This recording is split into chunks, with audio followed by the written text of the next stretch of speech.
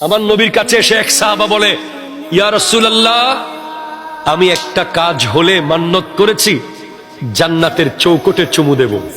আমার কাজ তো হয়ে গেছে, এখন জান্নাতের চৌকট কোথায় পাবো?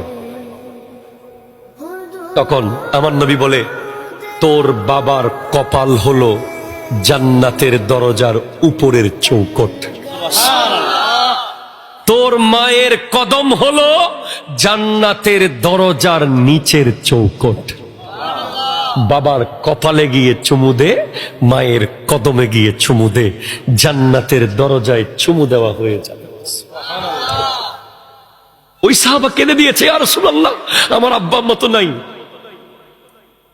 তারা তো দুনিয়াতে নাই, এখন কোথায় চুমু দেব?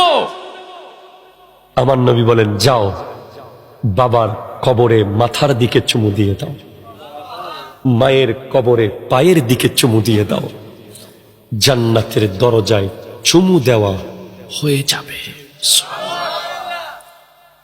তোমাদের অনেক যুবক আছো যারা ফিউচারকে ডেভেলপ করতে পারতেছো না, যারা পরীক্ষায় ফেল করতেছো, যারা চাকরিতে খারাপ করতেছো, যাদের ফিউচার পারফেক্টলি আগাচ্ছে না, তার একমাত্র প্রধান কারণ হচ্ছে বাবা মার অসন্তুষ্টি।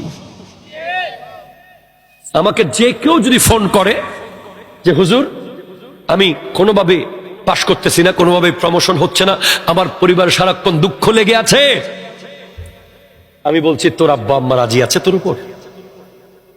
আব্বা আম্মা রাজি না থাকলে লাইলাতুল কদর রাতেও দোয়া কবুল হবে না, জুমাতেও দোয়া কবুল হবে না, ঈদের দিনও দোয়া কবুল হবে না। পৃথিবীর কোন জায়গা নাই যেখানে সিজদা মারলে দোয়া কবুল হবে, আগে বাপ মাকে রাজি করতে হবে।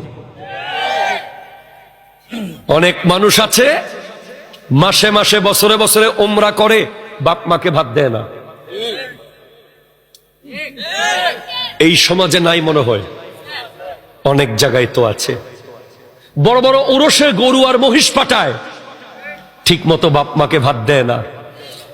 এই রকম মানুষগুলোকে জানিয়ে দেন, কাবা ঘরের ভিতরে ঢুকে গেলেও কাবার কালো গিলাফের ভেতরে ঢুকে যদি দোয়া করে তাও দোয়া কবুল হবে না যদি বাপ আর মা রাজি না থাকে।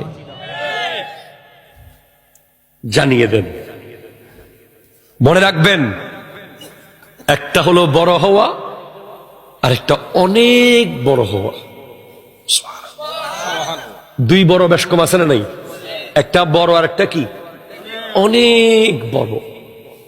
অনেক বড় তারা হয় যারা আব্বা আম্মাকে সন্তুষ্ট রাখে।